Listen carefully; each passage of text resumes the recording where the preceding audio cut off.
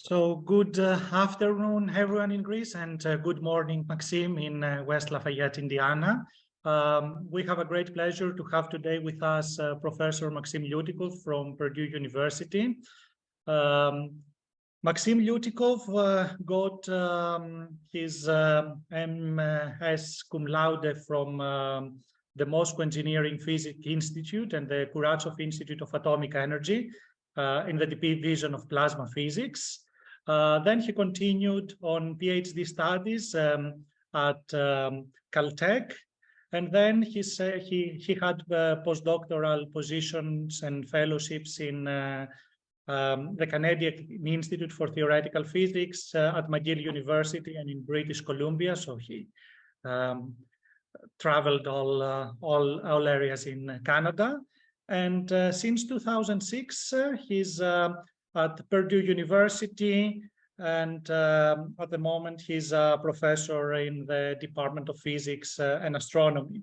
He has received numerous honors, among others the CETA National Fellowship, the Vomanen Fellowship, the University Faculty Scholar at Purdue University. And his main research areas are plasma physics, basic processes in relativistic strongly magnetized plasmas, relativistic reconnection and particle acceleration, plasma physics of pulsars and black holes in clusters of galaxies, coherent emissions. He has published many influential papers on these topics, and some of them were published early in the 2000s, but they are very relevant now, I think, especially in the era of FRBs. So without much further ado, I leave the floor to Maxim to talk to us about fast radio bursts, whence and how. So Maxim. Good, thank you. So fast radio bursts, whence and how. And here on the left is the image of the first fast radio burst called the Lorentz burst. And on the right is the image, a little bit modified, of the CHIME telescope in Canada. And CHIME has been very instrumental in the last few years. It came online about 2-3 years ago, and it's been very important in making new discoveries and statistics of different properties of fast radio bursts. So a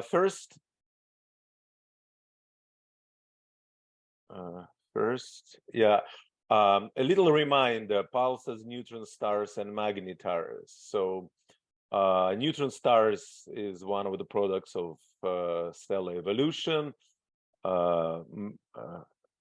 Average initial masses between 8 and 40 end up as neutron stars. And of course, the big discovery was discovery of pulsars in 1967 by Jocelyn Bell. And unfortunately, she didn't get the Nobel Prize. Her advisor did. And that has been one of the most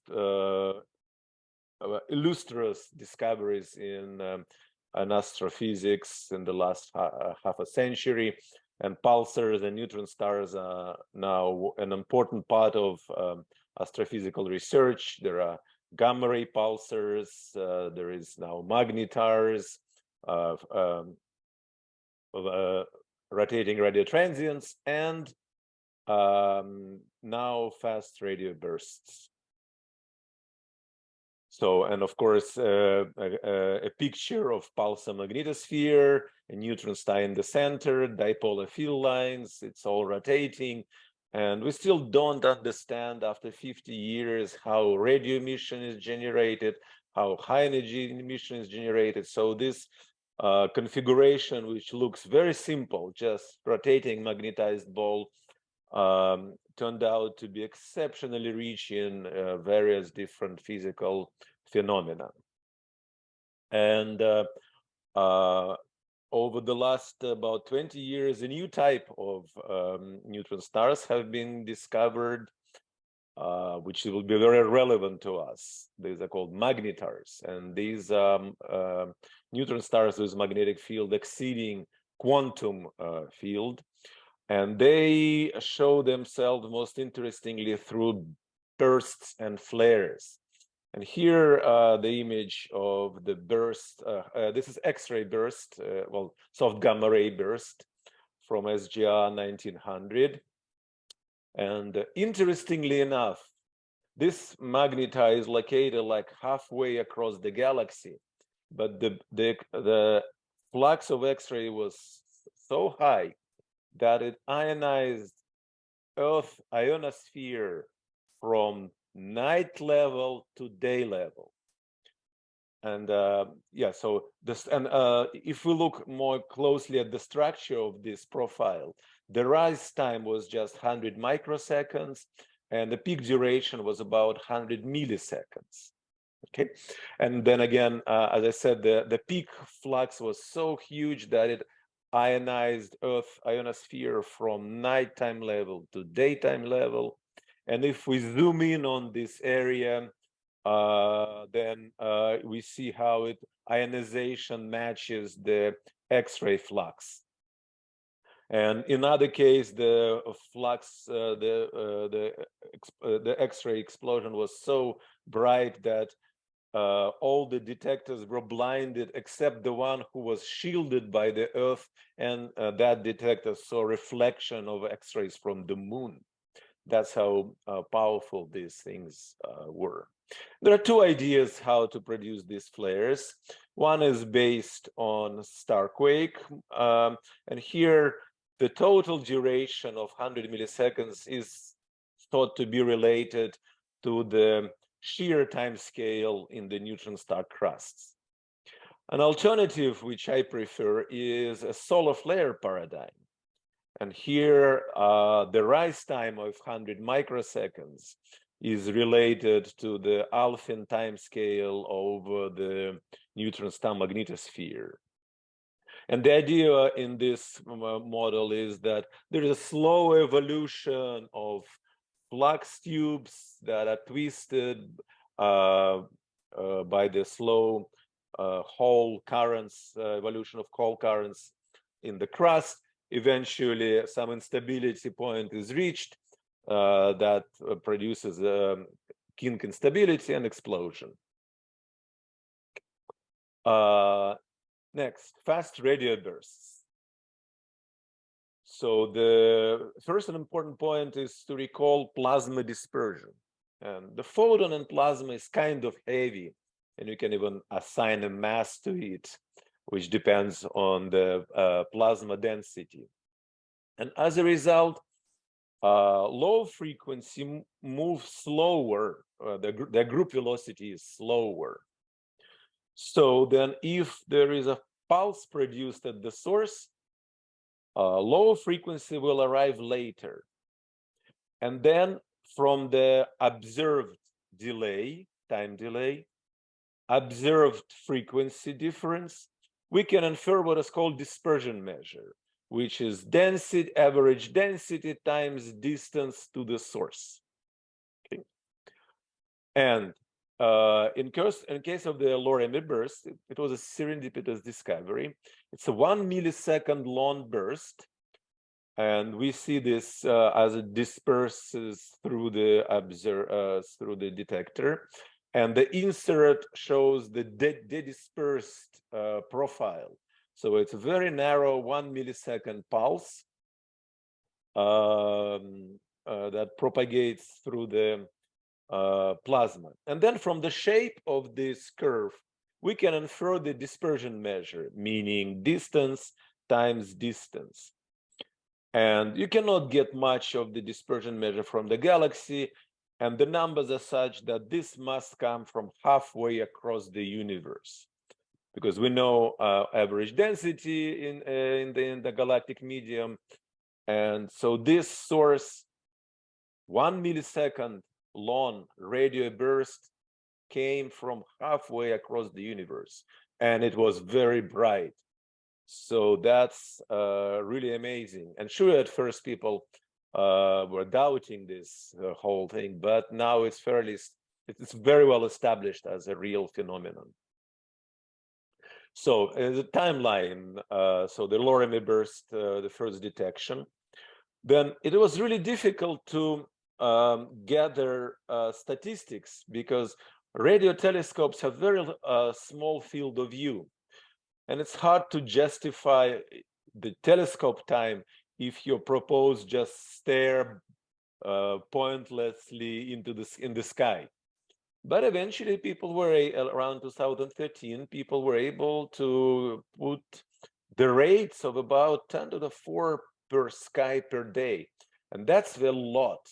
That's about the all mergers of neutron stars in the whole universe. It may give that number. But no, it turns out that in 2015, one of the bursts was detected to repeat. And that means this is not a catastrophic event. And with this repeater, people were able to find the precise location, identify host galaxy, and indeed it was halfway across the universe. And this implies huge energies in radios, in radio. Just in radio, the peak luminosity is billions of the sun. And as we will see, radio is just a small part of total energy budget.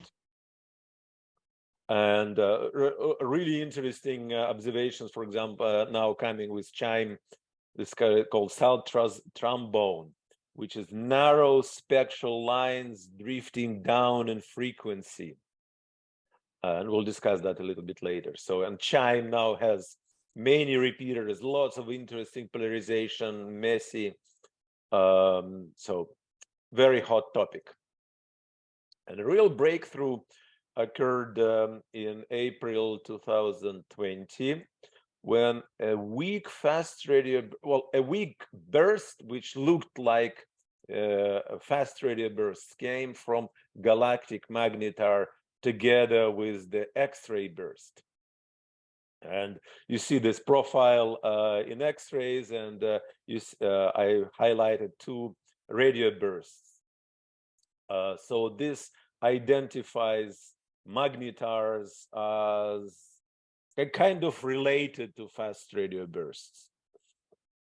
And in 2022, periodicity was discovered with 0.2 seconds.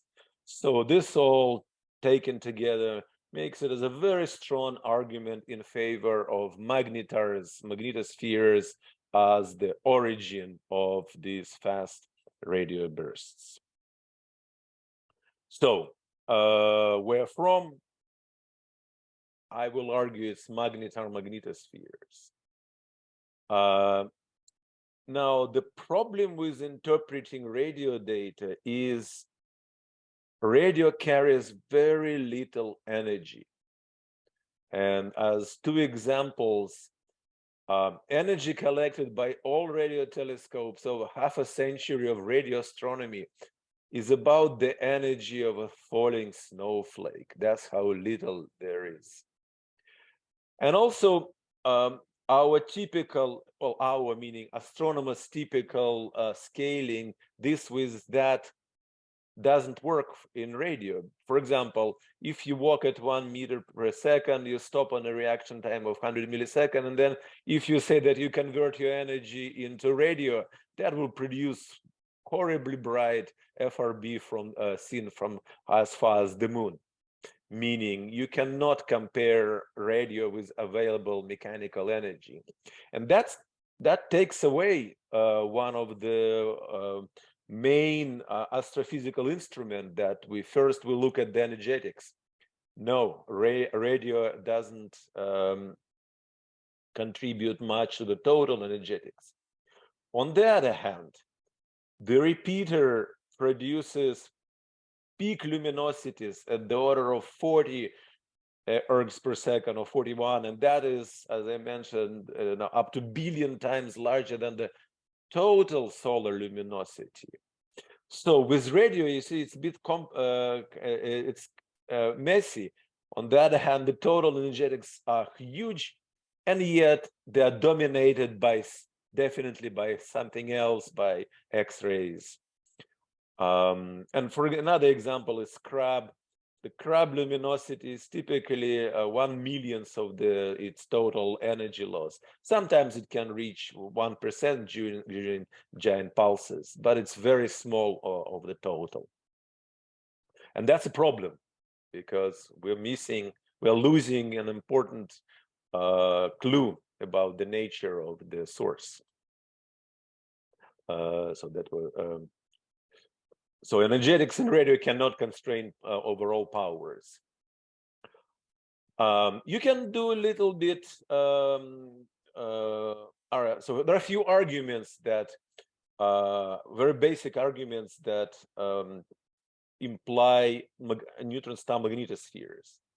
For example, if we look at the luminosity of the repeater, so we observe frequency and we observe some flux. We know the distance from optical identification. And then the total luminosity is 10 to the 41 ergs per second. And then if you assume that duration is indication of intrinsic size, you can estimate the energy density in radio waves at the source. And you can ask, what would be the equipetition magnetic field? So that the energy in magnetic field is energy in radio. And that's already around 10 to the 9 Gauss. And we know that radio is a small part of the total energetics. So that points to neutron star magnetospheres. And it kind of feels good in the sense that they're clean. They're mostly dominated by pairs. There is not too many useless ions, useless for radiation. They're relativistics, and we see what is called pulsar nanoshots that are very short and very bright. They're still billion times weaker than FRBs, but at least there is some similarities. So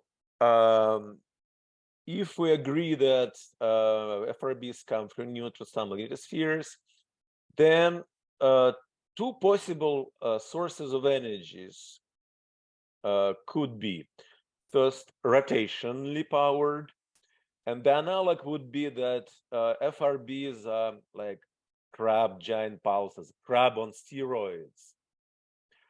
Alternatively, the source of energy could be magnetic field. So this would be analog of Magnetaries flares, and that would be a sun on steroids. Okay, and I think we can make a conclusion that it is not rotationally powered because the bursts are so bright that we need a lot of rotational. You need to put a lot of rotational power into just radio bursts. So we should have seen the repeater slowing down in 10 years, but we don't. So and magnetic source of energy and Magnetaries flares remain a viable possibility. So solar physics of Magnetaries. The idea is that these bursts and flares in Magnetaries are magnetospheric events, not starquakes. And if we look how this coronal mass ejection is produced, so if we play it again, there is a slow evolution. Then there is explosive stage, and during explosive stage, we see a lot of radio emission and X-ray emission as well. There is, and you could also see ejection of a magnetic blob, which is coronal mass ejection. And all of these events are approximately seen in Magnetaries. For example, so again, we have a slow evolution in the sun, prompt radio and gamma ray emission, slow, softer tail. And this is all kind of seen in Magnetaries. So this is the, again, the Magnetary explosion from 2020. So, and for example, this skewed property, sad trombone. This is, what is plotted here is spectral power versus time. And you can see that the spectrum, there is a line that goes from high frequencies to low frequencies with time. And it always goes from high to low. And that means it's kind of a geometric effect. And the simplest explanation, I think, is what's called radius to frequency mapping, meaning if we assume that a given frequency is emitted at given radius, and the whole emitter is moving relativistically away from the star, then you can reproduce this frequency drifts. So both the rate of the drift and the range are consistent with magnetospheric origin. Another interesting indication called the Gödel-Benz relationship. This is purely observational. It's a relationship for stellar flares between X-ray luminosity and radioluminosity. And here I took their picture and superimposed it on our observation of X-ray and radio emission from our magnetar. Sorry. And you can see, of course, on log-log plot, everything looks linear, but this is over 25 orders of magnitude, so that our magnetar burst is kind of follows the relationship, but it is also run to the right side. And what I mean run to the right side, what I mean is it has more radio than would be expected for the given X-ray. So this point is to the right of the feed. And that is expected because here we're dealing with coherent emission. So it produces brighter radio fluxes. Okay, not a strong, but an interesting indication. A little bit of plasma physics and laser physics. There is this, in laser-plasma interaction, there is this laser intensity parameter called A0, which is electric charge, electric field in the wave divided by mass of electron, speed of light, and the frequency of the wave. And it is, in our case, for FRBs, it can be millions or even billions. And for example, the most powerful lasers on the Earth can get up to about 100, and only recently. And here we're dealing with this intensity, huge intensities. And if there were no guide magnetic field, then the electrons would jitter in the field of the wave with the Lorentz factor of the order of this A0. And as a result, they would experience huge radiative inverse Compton and synchrotron losses. And as a result, they won't have time to emit a coherent, low frequency coherent pulse. But the subtlety is, if there is a large guide field, so that's the A0. If there is a large guide field, and by large, if the cyclotron frequency is larger than the frequency of the radio wave, then instead of very fast jitter, the particle experiences slow drift. It's still a very high amplitude wave, but the particle is not moving relativistically. So large field at the source are even required to avoid catastrophic normal losses. There might be a problem with escape because in the magnetosphere, the ratio of the field in the wave to the guide field increases with radius. But I don't think it's that of a big of a problem. It can be avoided, I think. So, relativistic coronal mass ejections. If we accept the idea that magnetar bursts are similar to the solar flare bursts, to the solar flares, let's investigate how first the dynamics of these coronal mass ejections, or in fact, since we're here, we're in magnetars were highly magnetically dominated, there is not much mass ejected, so it maybe a better word is coronal flux ejections. So the question is how they will proceed in highly magnetized relativistic plasma. And the idea is the following. Here is observation of the coronal mass ejection in the sun, and we can see this magnetic blob and matter blob that is ejected from the sun. Let's try to understand the same idea how this will work in a magnetar. And we're just finishing a work when we do these simulations, and here is our preliminary results. And just to highlight, we see this injection of coronal mass ejection. So on a little bit more detailed scale, the idea is the first idea. So we have a dipolar magnetic field, and suppose we in a magnetic blob or a flux tube is injected there. And as it expands, the most important thing is magnetic flux conservation. And that changes the dynamics of this magnetic blob. It is very different dynamics than if it was just a hot blob of plasma without magnetic field. So this magnetic blob of flux tube first has to conserve magnetic flux, and then it has to break out through the magnetosphere. And as a result, the energy contained within that blob decreases, and decreases differently depending on the geometry.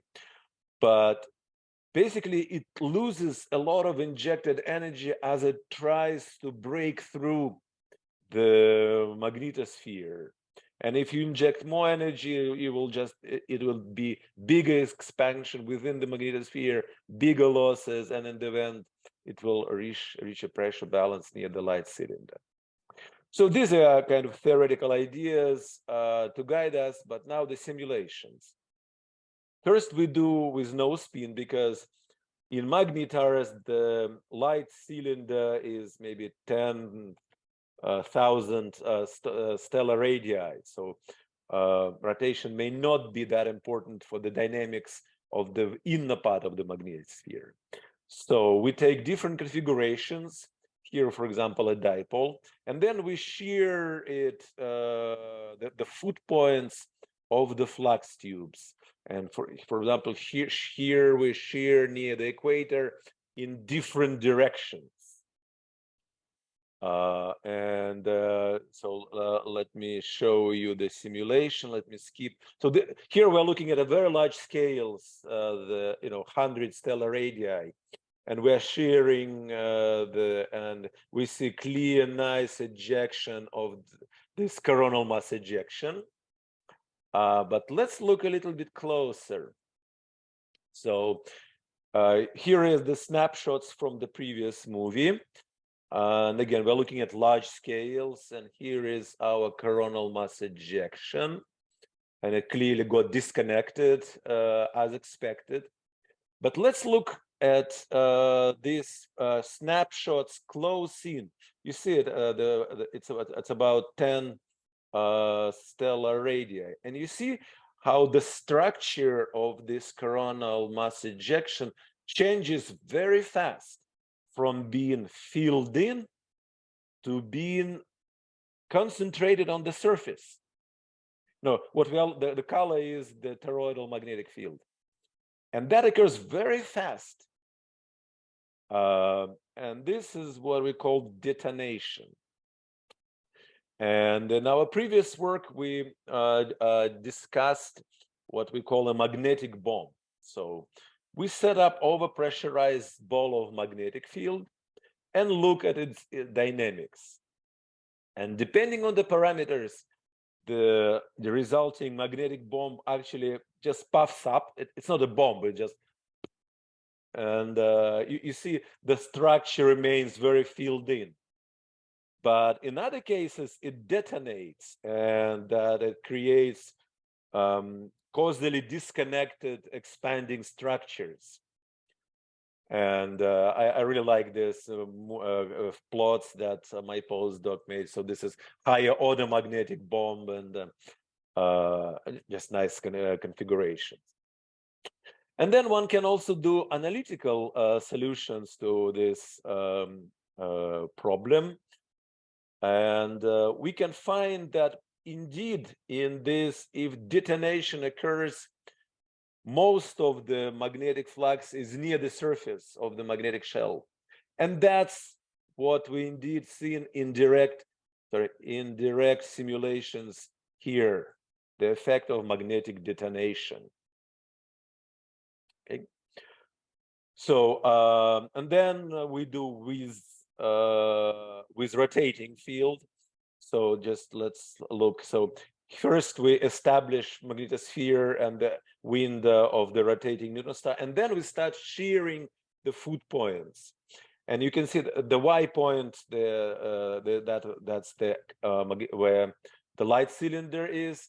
And now we're shearing, and we see with these magnetic arcades is expanding. And when the top of the arcade reaches the light cylinder, it explodes, disconnects, and recovers. And you see the magnetosphere becomes much smaller, and then it kind of repeats again. So this is full simulation of coronal mass ejection by foot points in rotating magnetosphere. And you can do a lot of interesting things, for example.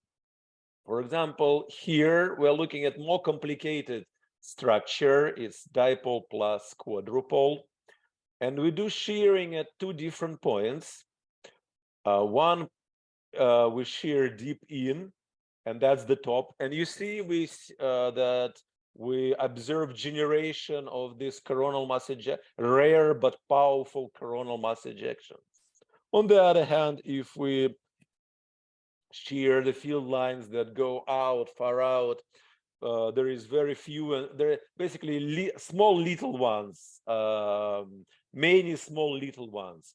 And this is interesting because that tells us that what we observe depends not only on the global properties of the system, like magnetic field, but also on where we shear the on the subtleties, where the shearing occurs.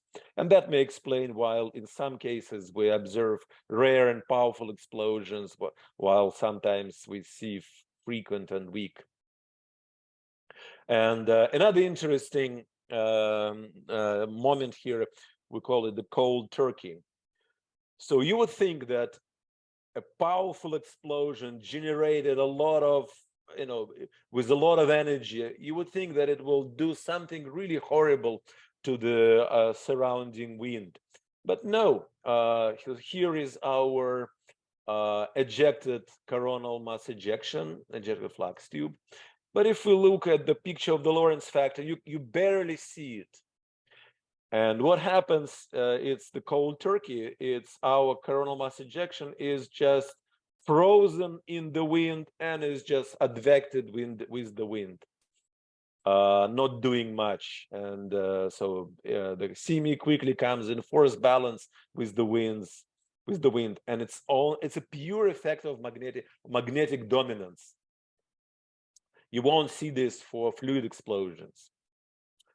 And finally, just a nice picture. We thought when this magnetic blob hits the surrounding interstellar medium, so this is our magnetic blob and CME, and it slams into the surrounding interstellar medium. And here is our very nice simulation by my graduate student and postdoc. So what we see here is a velocity structure. Green on the left is the cold and ISM, and the color is the velocity. And if we look, say, at the back, first we see this what is called Mach disks. then they appear due to the accelerating exhaust flow, because the imploding magnetic ball created a very hot plasma that exhausts back into the wind.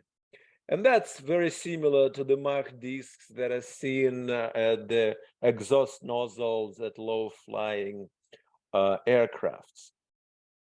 There is also this interesting exhaust curtain when we see a material at the edge of the explosion thrown out. And that's a very common property of the impact craters, when either an explosion charge hits the ground or an asteroid hits the moon. These are ejector curtains that are formed at the edges.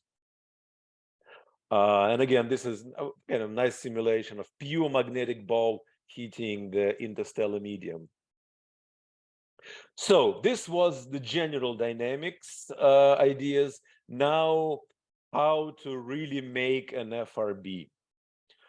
And the challenges are very big here. It must be a coherent process. And in a coherent process, if you add waves in phase, the intensity goes as number of the waves squared. But if you add them randomly, the intensity goes as just number of the waves. Huge difference. And so what we're dealing with is just addition of phases. And it's a big problem because it's just dimensionless number. And you cannot use order of magnitude estimates because it's a dimensionless number between 0 and 2 pi. For example, if we're talking about wavelengths of 10 centimeters, we need to add 10 to the 15 phases with a precision of 1 centimeter. And we observe this from gigaparsec from 10 to the 27 centimeters. That's kind of very challenging and interesting. And as I was saying, radio energy is minuscule. And the radio energy that you observed is the saturation, meaning how these phases add up, but then they say no, the waves say no, I added up so much phases, my intensity is too high, I need to spread them around. So it's an interaction of waves. And also you need to take absorption into account, meaning you cannot talk about intensities, you must talk about phases of the waves. And here the example is one particle on a circular orbit emits, constant current doesn't, because in the constant current phases add so as to kill each other. They add that deconstructively. So complicated issue. And I have an interesting idea, which is called to apply the ideas of free electron lasers in the sky. And this involves two components. First, reconnection that generates a beam of particles, and the laboratory devices called free electron lasers.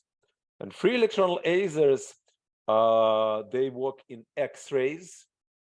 And these are fairly long devices. They are maybe 100 meters long. So they're 100 meters long, and they manage to add waves with the precision, X-rays, with the precision of an angstrom. That means in laboratory, they achieve precision of 10 to the minus 14. In the astrophysical setting, we need precision, if we're talking about, again, 10 centimeters over the radius of a neutron star, it's a precision 10 to the minus 6, which is something to bother about, but at least it's not 10 to the minus 14 as in the laboratory. And here is how free electron lasers work. So there is a set of alternating magnets, and a beam of particles, relativistic beam, is shoot through these alternating magnets. The beam starts shaking, and that produces in the end coherent emission. The difference now that we will have to deal with that there will be strong guiding field. So that will be, it's a new regime. It's a guide field dominated free electron laser. It cannot be realized in the lab because in X-rays, because the laboratory fields are 100 Tesla at most. So this can be done in microwaves, but free electron lasers are not used in microwaves. So it's a new regime. And this parameter A0, if the wave is strong and the field is quantum, can be as large as 10 to the 15. That's a ridiculous number. But this new,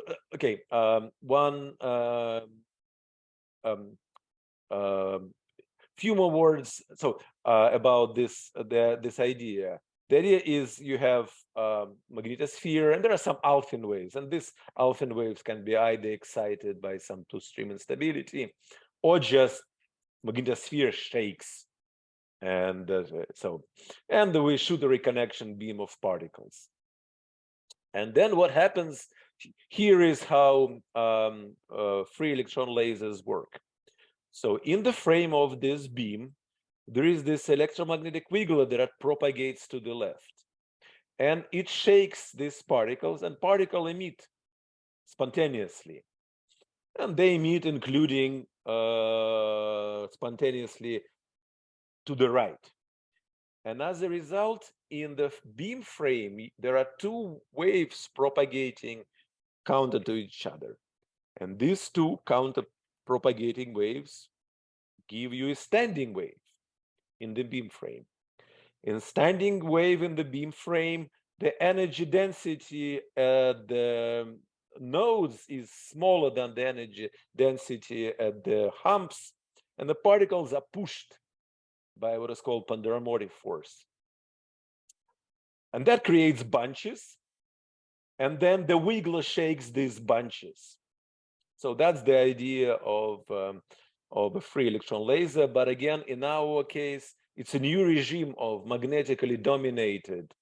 Here is simulations of a particle trajectory of the magnetically dominated, in a magnetically dominated wiggler. And we turn it on nicely adiabatically. So here is adiabatic switch on. And here what is plotted is particle trajectories, phases as a function of time. And you can clearly see formation of two bunches per period. And you can do it, and you can even see this bunching by eye. So these are real particle trajectories. The bunching is very strong, nearly to the divergence, and you can do some Hamiltonian approach.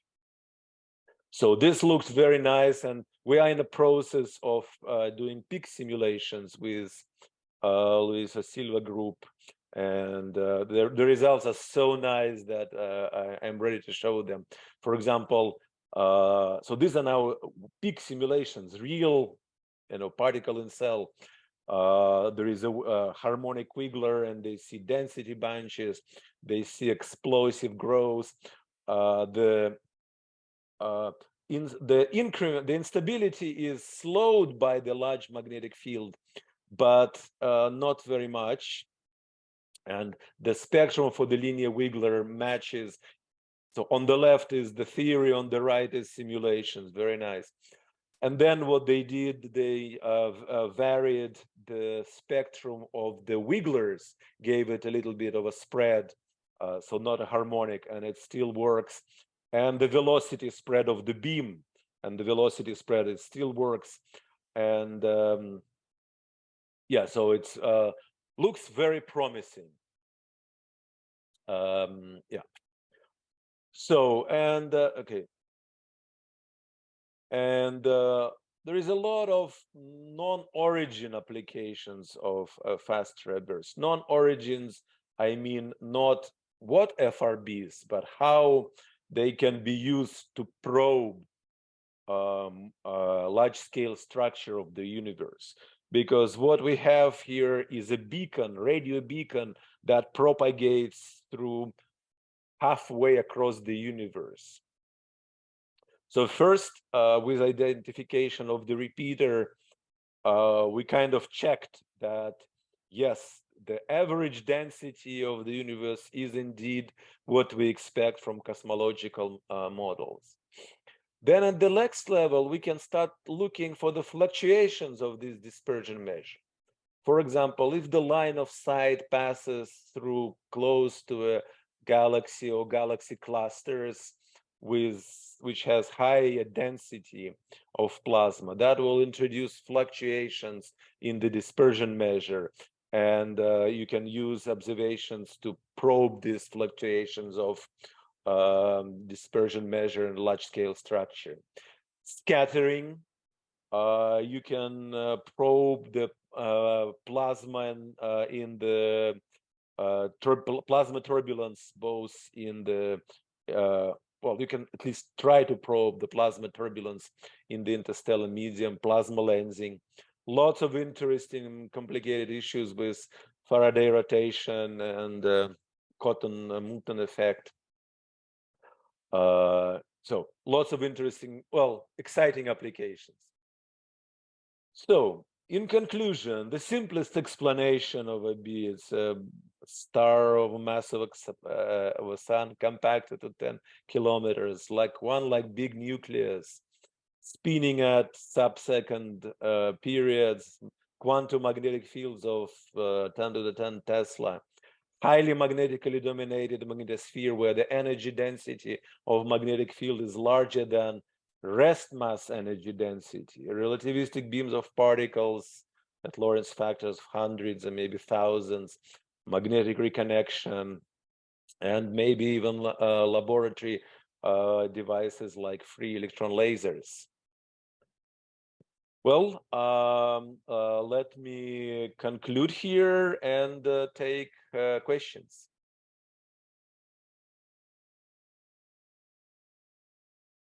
Thank you very much, Maxim, for this very interesting and intellectually stimulating talk. We can start with questions from the audience, if there are any. So please unmute yourself. Yes, Nick. Maxim, thank you very much for a wonderful review and very interesting ideas. I would like to make some general comments first and then come to my question. I like very much your model about the bursts, the magnetar bursts, because it is physical. It happens in the sun, and therefore it was a nice extension as far as I'm concerned. The other model of Duncan and Thomson, I think, is non-physical for the following sense. You need to crack the neutron star surface, and you need to have the crack always at the same place. It's as if all earthquakes happen in Turkey. But we know that some earthquakes, big earthquakes, happen in Chile and elsewhere on Earth. Therefore, I find it totally unphysical to accept that model, that it's totally artificial and is not supported by any beautiful idea, but not supported by other relevant observations. Also, your idea about the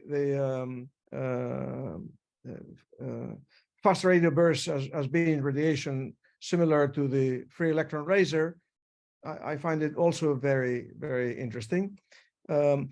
Tell me, have you considered at all the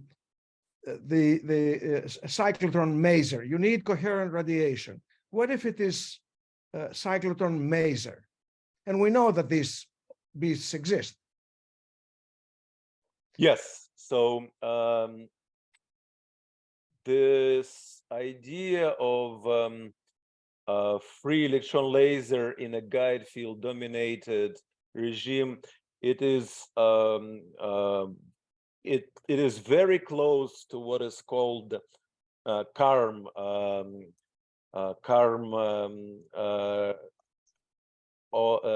cyclotron auto maser emission. So it's in that ballpark. as a CARM mechanism. It's a little bit different, different regime. It's a bit hard to excite, if we're thinking about quantum fields, it's hard to excite cyclotron motion because the radiative damping is so fast that any cyclotron motion will be quickly killed. So so all the particles in my case, they move along the magnetic field, but the wiggled magnetic field. You do not excite cyclotron motion because it's the energies are. But in principle, you could in the end, if your Lorentz factor is high enough, then in the field of the electron, it will start gyrating, and basically the cyclotron maser would be a part of this model, but a bit more complicated and a specific regime when you can hear the cyclotron resonance. Yeah. Okay, and now, if I am allowed, Mr. Chairman, yes. Did you want to say something, Maxim? Yes. So a good thing about this regime is that with a very strong field, when all particles move along the field, they all move along the same trajectory, regardless of their energy. Yes. And if there is no guide field, since Larmor radius depends on energy, they become very they become very quickly decoherent in phases. Mm-hmm. That's why X-ray laser, free electron lasers, they have very strong requirement on the beam spread, something like 10 to the minus 4, and that's because different trajectories. But with the guide dominance, all particles have the same trajectory, so they keep their coherence much better, because of course there is no fine-tuning in there is no engineer to fine-tune the beam out there. So yeah. Okay, and now if I am allowed, Mr. Chairman. Yes, since there are no other raised hands, yes, you can go on, and then sure. Last question. I will not take a lot of time. And Maxim, this is my mean question to the magnetar community. And since you are in that community, it comes to you. In your entire talk, you spoke about magnetars, magnetic field 10 to the 14 and larger Gauss. But you did not. I did not see any slide either in your talk or in any of the published magnetar work where the magnetic field is in the dipole. But the dipole, it is the pp dot to the 1/2 formula that determines the magnetic field. You cannot determine the magnetic field in any other way. There is a determination of the magnetic field of one magnetar, but it was interpreted as a proton cyclotron. But who says it's a proton cyclotron? It could be 3 orders of magnitude less magnetic field and be an electron cyclotron. So we do not have any measurement of super strong magnetic fields in the dipole. In the dipole, you see, it's the sun, like the sun. In the sun, the multiples, that's why I like your model. The multiples are much stronger than the dipole. So I have no objection with your picture where you put all the magnetic energy in the multiples, but where is the dipole? Why do we call them magnetars if we have not measured the dipole magnetic field? Right. So I'm looking at some old slides here.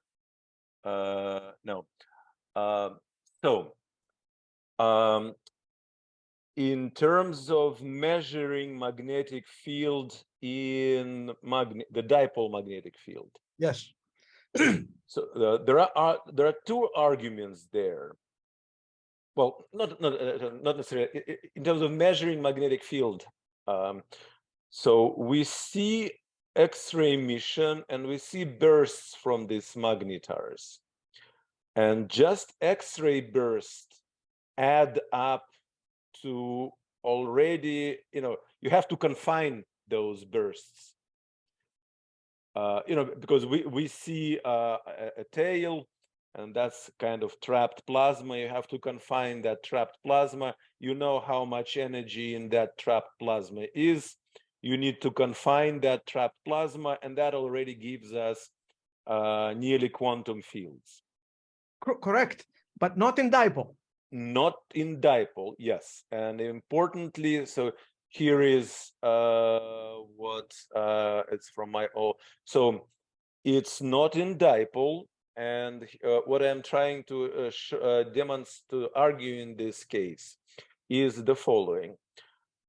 A neutron star is born, and for about after 10 seconds, the turbulence dies out, so it becomes MHD. And at about 100 seconds, the crust freezes. But if you take an MHD configuration and freeze it, it becomes electron MHD. But the steady MHD state is not a steady state of electron MHD. And the fields start evolving due to the Hall drift. And that evolution is intrinsically 3D. That's what messes up the foot points and creates the complicated loop structure. And another issue is even MHD quasi-dipole configuration must have toroidal field inside, which is larger than poloidal field, comparable flux. So so basically we do have arguments of presence of quantum-like fields near the surface, but yes, they are not dipolar. Fine. So I agree with the physics that you describe. My objection is that the PP dot formula should not be used. That's what I'm saying, and nobody listens. The PP, this assumes that the energy loss is due to magnetic dipole radiation. No. Yes, no. Yes. The PP dot comes from that. Not really. It's though the equations are similar to the dipole radiation, the physics underlying is very different. This is the power that comes out in the magnetized wind. The tilde estimate turns out to be like dipole in vacuum, but the underlying physics is very different. And in the end, it's the field near the light cylinder that dominates the spin down. And since all the multipoles follow faster, the field at the light cylinder, it may be a bit different from the dipole, but it's an okay order of magnitude estimate. What is actually more important for the spin down is not the presence of vacuum multipoles, but the twisting of the field lines. Meaning, if the magnetosphere carries current, then it's kind of you can modify the spin down. Yeah. Right. Thank you very much. There is a raised hand by Yannis Kontopoulos, and there is also a question in the chat. So Yannis, you can ask your question, and then either Marios who asked the question in the chat could ask his question, or I can read it. Yes, so Yannis. Okay, hi Maxim, thanks for the talk. Question, are you suggesting that the star is differentially rotating? And if yes, how fast is that? I mean, in the sun, the differential rotation is 10-20% of the rotation. Do you suggest something like that happening in neutron No, stars? no. So what we do in this in the paper we just we submitted it to the archive and working on the referee's comment. We do two types of simulation. One, what we call a slow shear, and this simulates the slow hole drift, the one that I'm showing right now. And then we do a fast shear that kind of simulates the crack. So the shear is very slow. The shear time scale maybe hundreds of years. So the foot points are twisted by the slow motion, and they recover a little bit due to the resistive effects. But sometimes the slow motion twists the overlaying field line, and then it snaps. So importantly, the twisting is slow. Yes, and that's the basic difference, qualitative difference between what I call star quakes and what I call solar flares. Star quakes twist is fast, solar flares twist is slow. And nevertheless, you get a bomb, I understand, even if with slow. Yes. Yes. Thank you. Yeah. So as I say, it's just as solar flares. You twist it slowly, but twist accumulates. It starts expanding, and then it goes boom. Okay, thank you. And actually, it's easier to make a bomb with a slow twist because as you're slowly twisting it, you are putting energy into the magnetosphere. You're storing it into the magnetosphere, and then you release it quickly. Okay, thank you. Yeah. Right, thank you. There is a question by Marios Kalomenopoulos and in the chat, and I will read the question. There was recently proposed association of an FRB with a gravitational wave event, 1904-25, and he asks whether this could be incorporated in the Magnetar CME's model, or more generally, is there any connection with gravitational waves in this model? Right. So gravitational waves, mergers of neutron stars or black holes, is a catastrophic effect which is not expected to repeat. And we know for sure that some FRBs repeat. Now, there is a discussion in the community whether those FRBs that repeat are different from those that do not repeat. And there are some statistical arguments. People compare durations and if you plot some kind of, so there are some indications that repeating and non-repeating FRBs are different. That allows two mechanisms. One, the repeating must be non-catastrophic, but non-repeating could be catastrophic.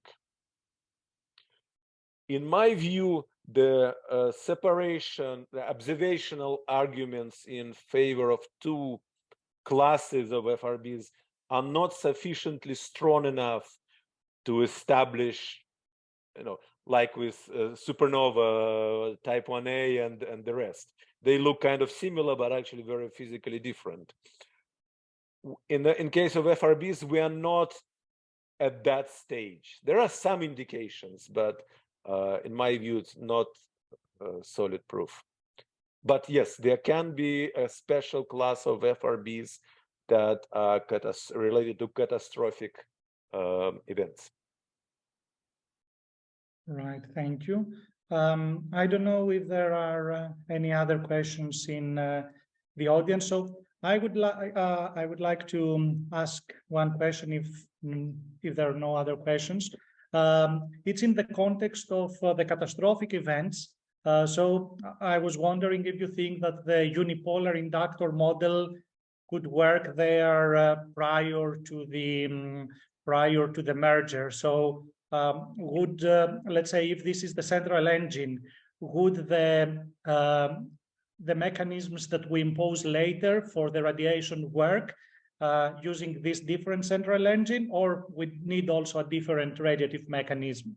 Right, right. So yes, very much so, unipolar inductor, and meaning if you have say a neutron star with magnetic field and another neutron star moving through that magnetic field, that will generate potential similar to the case of Io and Jupiter, and that may lead to the production of radiation.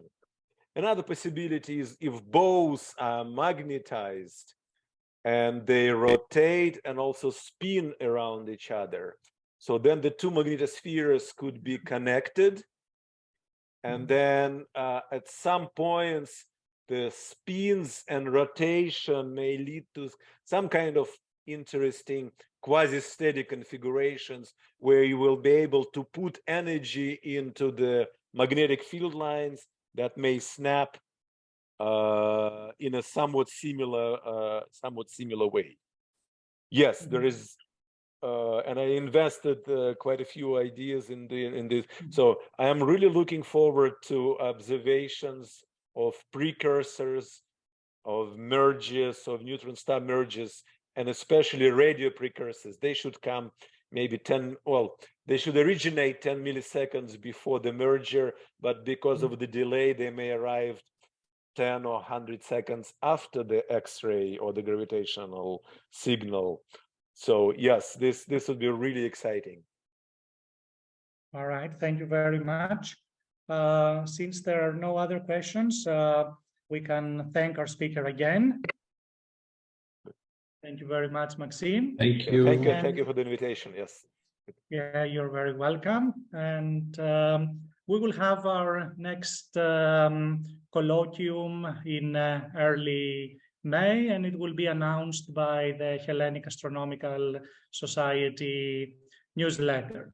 Thank you very much, and thank you very much, everyone, for attending. Good. Thank you.